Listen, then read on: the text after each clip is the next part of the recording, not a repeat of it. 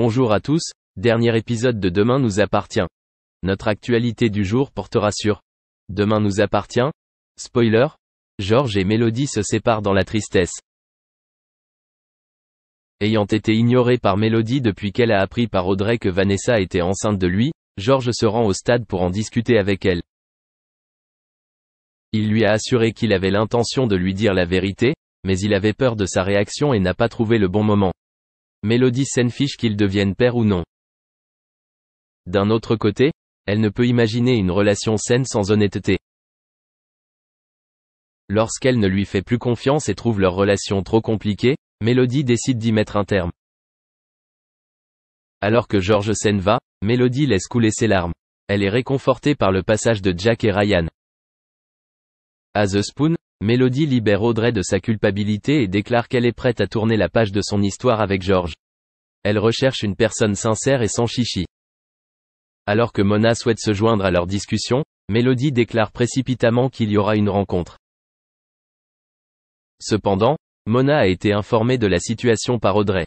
Elle se rend ensuite au commissariat pour inciter son fils à se rattraper auprès de Mélodie. George retrouve donc Mélodie sur la plage pour lui dire qu'il n'a pas l'intention de s'occuper de l'enfant de Vanessa. Si Mélodie pense toujours qu'il devrait rompre, George la rattrape et l'embrasse passionnément. Elle lui rendit son baiser. Merci d'avoir regardé et à la prochaine vidéo. N'oubliez pas de vous abonner à notre chaîne. En attendant, dites-nous ce que vous en pensez dans la section commentaires ci-dessous. C'est ça.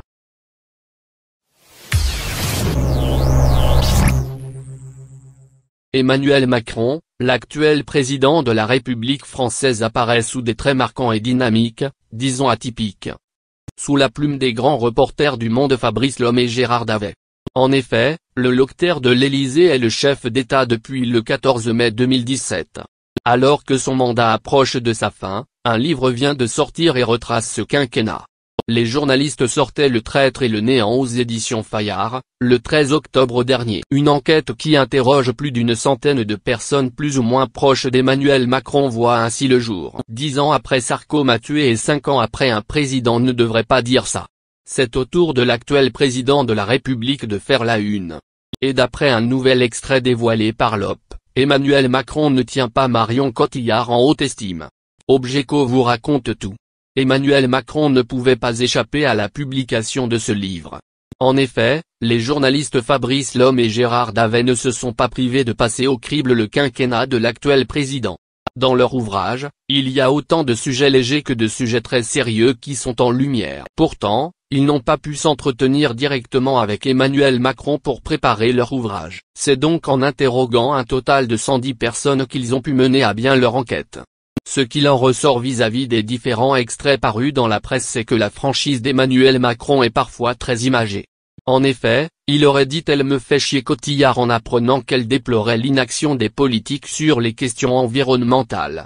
Objeco ne vous l'apprendra pas, Marion Cotillard est engagée depuis des années pour la planète et l'environnement. Elle fait même partie